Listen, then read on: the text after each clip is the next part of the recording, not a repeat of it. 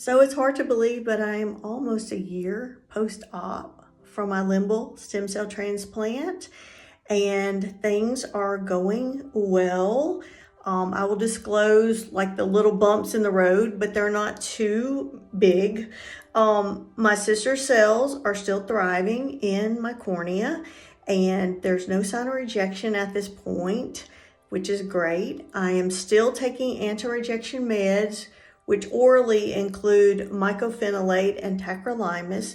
So I still do, to be fully honest, have a little side effects from them, which the main one is fatigue, and the second one is occasional GI upset. But the GI upset especially is less frequent than it was at the beginning.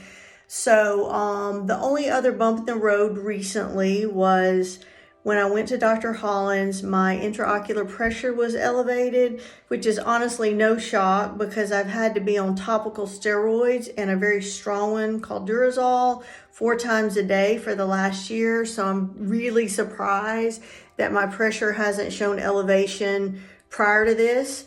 So anyway, what we did was we changed to a lesser strength, the steroid with a little lesser strength, which was prednisolone.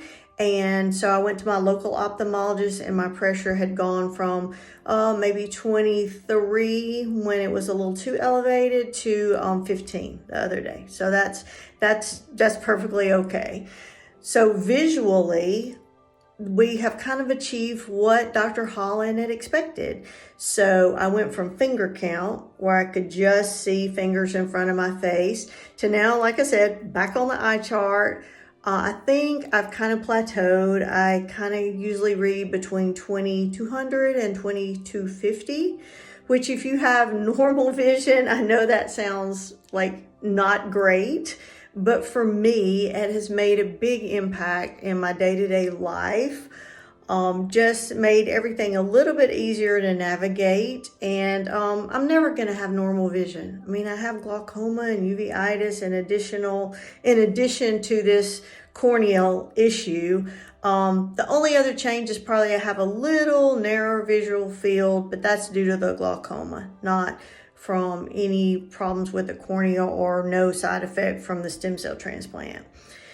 So let's see, if you're thinking about this, there is pretty regular, like every 3 months lab work. I still do that, but I can do that locally. I kind of alternate going to see Dr. Holland every 3 months, which is near Cincinnati, with following up with a local, my glaucoma and corneal specialist here at home. So that is a commitment you have to make if you're thinking about this transplant.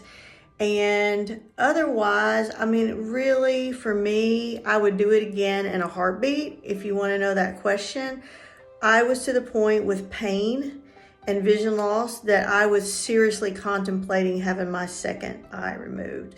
But most of y'all that follow me know my right eye is a prosthetic.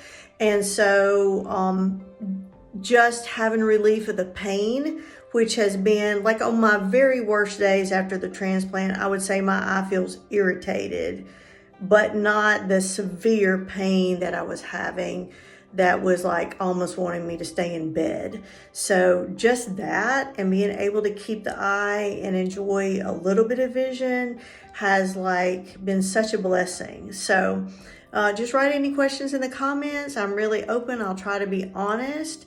But like I said, this is a procedure, though it does have some commitments for medication and blood lab testing, monitoring regularly. I would totally do it again. So thank you for listening to the story.